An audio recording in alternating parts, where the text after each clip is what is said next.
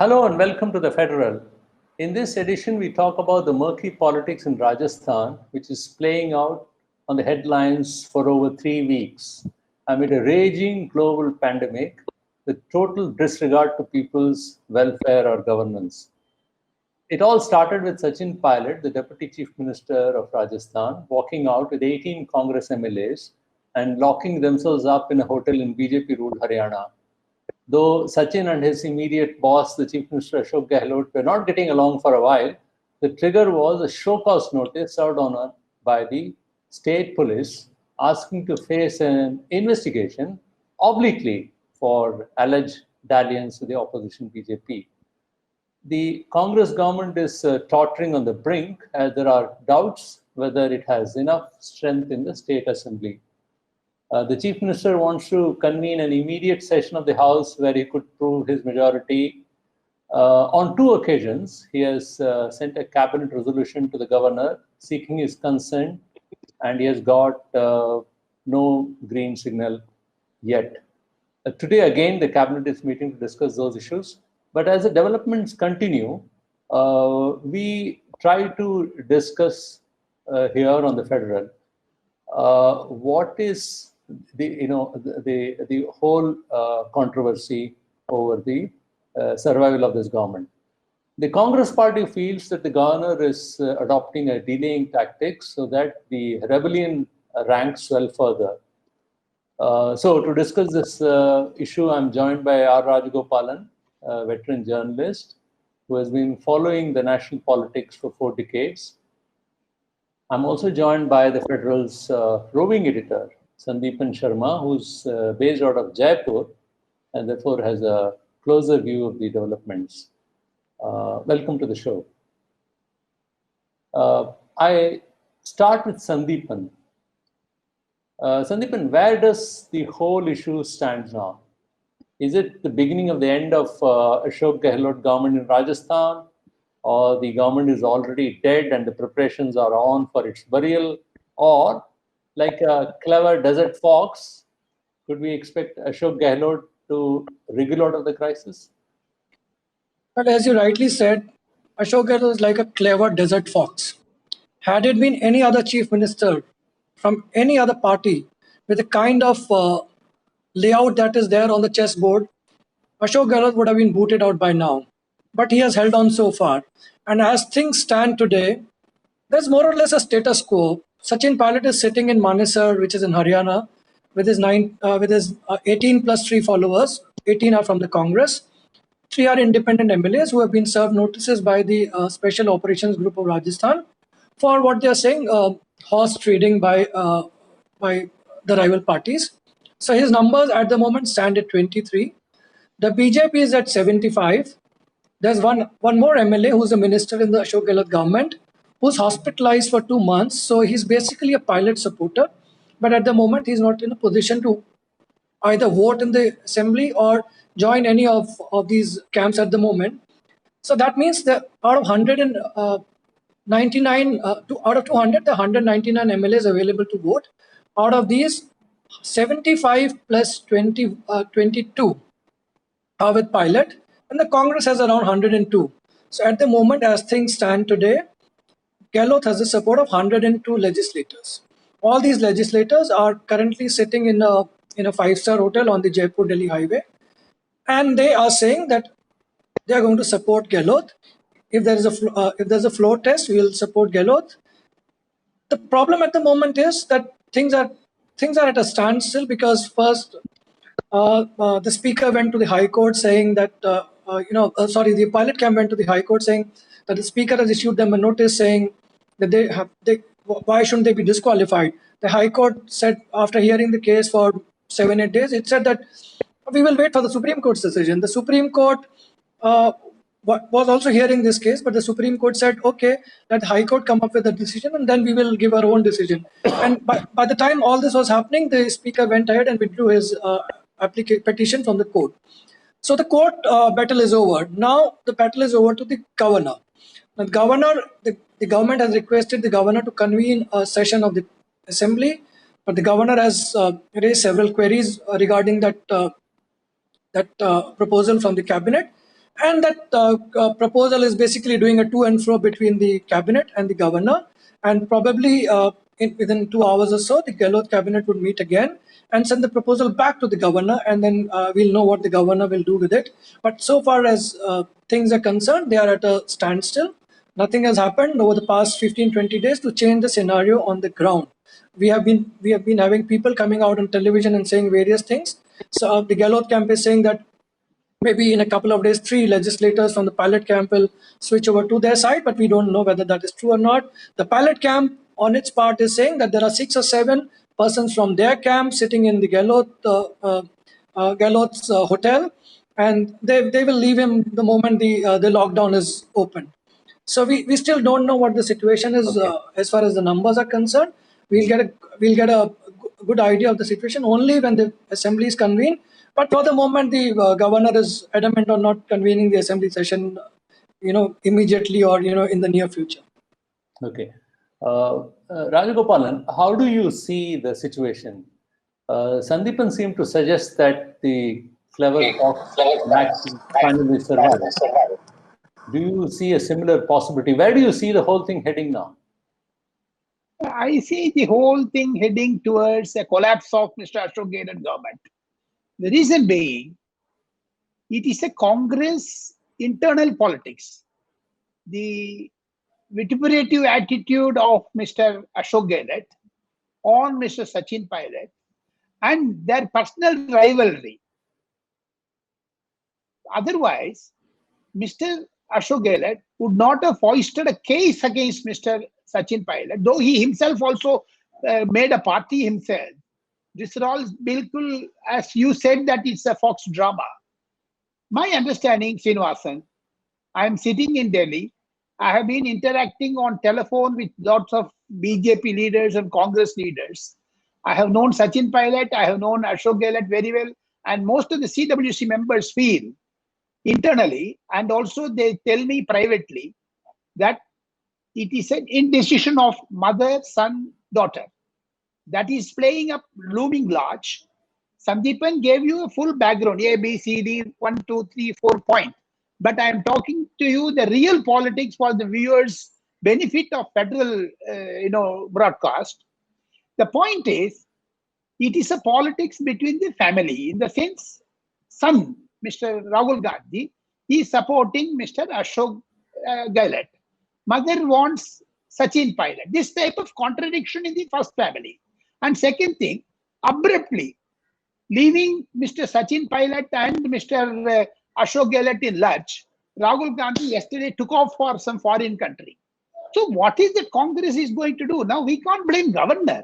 We can't blame Ashok Gehlot. We can't blame Mr. Sachin Pilot. It is a national ramification also, Srinivasan. The reason being, BJP is playing cool.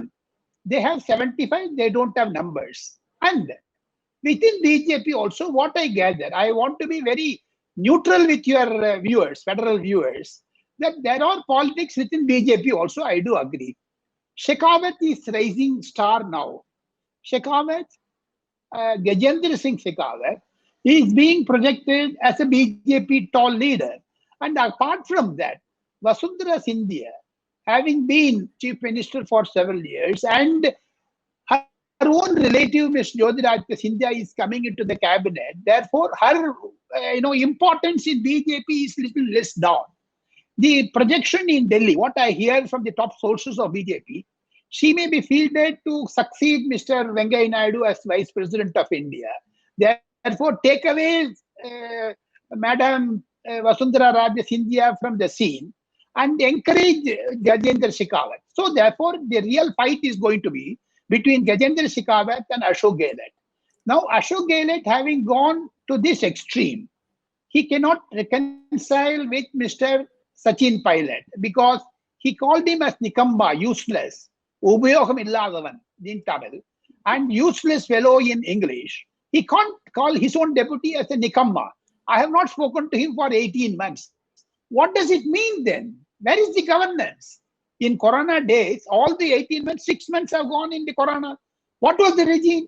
You can't blame governor. So this is the sum up. Now, as Ms. Sandeepan goes ahead, I will also answer. It has Okay. ramifications. Congress ruled states, Srinivasan, be it Puducherry, be it Rajasthan.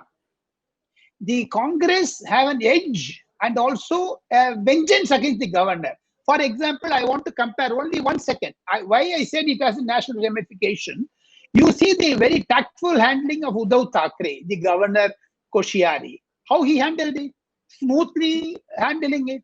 The crisis is for Uddhav Thackeray. Why can't Mr. Ashok Gehlot, instead of blaming himself, why is he going dharna towards Rajbhavan? So therefore, these are all internal contradiction in Congress that is looming large. And mother, son, daughter, I blame it on them, not on Ashok Gehlot or Sachin Pilot. Okay. Rajagopalan, I just want to ask a question. You referred to Maharashtra. Maharashtra, obviously, the numbers were not there. It is not as if an attempt was not made by BJP to foist its own government there. In fact, there was a very early morning attempt to do something. It fell through. So the BJP didn't have the numbers, and frankly, they admitted and they kind of retreated. But as the role of the governor here is concerned, one is a constitutional role, and I'll come to politics of it later. Certainly, we will discuss that. The Congress party and its legal luminaries, and they have fielded 3-4 former law ministers now, they're all saying that the governor should act on the advice of the cabinet. And, he should have, he has no independent powers, but the governor's office perhaps feel that it should satisfy itself with various queries before it chooses to act. So that seems to be his stand. But behind that, there seems to be a message which I don't know whether you read that there is a certain delaying tactics which is happening. You don't see that. There is a delaying tactics. I do agree with you. That is politics. Mr. Koshyari and Mr. Kalraj Mishra are 24/7 politicians. They are not, idle persons. No, they will act themselves and use politics to the legal fraternity. As one CWC member, Mr. Jairam Ramesh, told me a short while ago, 2 Harvard and 2 Oxford brought Congress to this awkward situation. I asked him why. We have only legal luminaries. Every time they go to Supreme Court, they go to High Court. There is no politics in Congress.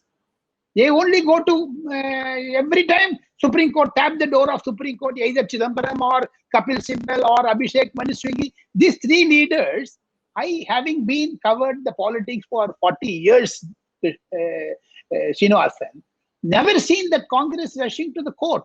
So therefore, we can't blame governors. Governor is doing politics. I do agree. I totally agree. But governor wants to fish in the troubled waters. That is the role of governor. Even Congress again, they did the same thing. Don't you remember Vajpayee went to Rashtrapati Bhavan when NTR was not called in as a chief minister? So therefore, every governor, every political party does politics, and Kalraj Mishra or Koshyari are not exceptions. Yeah. Both, we'll discuss that again in detail, the role of the governor and also the role of the speaker. I'll ask Sandeepan more about the role of the speaker here right now. Do you think the speaker's contention that, his role starts even before convening the House? He has actually issued a show cause notice to these MLAs who are now locked up in Haryana. And their contention is that we haven't quit the party, we are still there, and your role hasn't begun yet. Absolutely, that's one gray area which I hope would be settled very soon, because this is one of the few instances where this argument has come up that the speaker cannot initiate a show cause notice unless the House is in session or a whip issued to legislators for some legislative work has been violated. I guess this is the first time this has happened. There have been a few stray incidents. For example, Sharad Pawar was not happy with Nitish Kumar joining the NDA, and he went ahead but in his case, he had actually joined a rally, an opposition rally. So there was some prima facie evidence of his connivance with the opposition. So on that basis, he was issued a show cause notice, and then he was expelled from the party, and whatever happened, we all know about that. Here, the gray area is that the pilot camp is saying that we haven't done anything in the public arena which suggests that we are working against the Congress party, which is true, because they've only gone to a hotel and they the audio tapes are out, but those are not verifiable on record. Pilot has not said anything. He's always been claiming that he's part of the Congress party. He's not doing any anti-party activity, and he's been saying that my opposition is to the chief minister, not to the party. So he's been cleverly maintaining this stance. It's like running with the hares and hunting with the hounds. He's doing something in private and saying something else in public. But that's a gray area that needs to be addressed. So we don't know. But the speaker's contention is that the court cannot challenge my right to issue a show cause notice. But that's again history, because now they've gone ahead and withdrawn that plea from the courts. So now they want to fight a political battle, as we were discussing, that the Congress always rushes to the courts and then it regrets it. So this time maybe they have taken a sort of proactive decision not to rely completely on the courts and fight this battle on the floor of the House. But there are two problems here. We discussed the indecision of the mother-son duo in solving this problem. But the problem here is that even the BJP is acting as Hamlet in this case. The BJP can't decide what to do. The reason being that, one, it doesn't have the numbers. The other reason, the other big unknown, is Vasundhara Raje. Nobody knows what she would end up doing. There are two reasons for that. Vasundhara Raje is the only mass leader in Rajasthan. Ashok Gehlot does not compare with him. Gajendra Singh Shekhawat is maybe the Khattar of Rajasthan.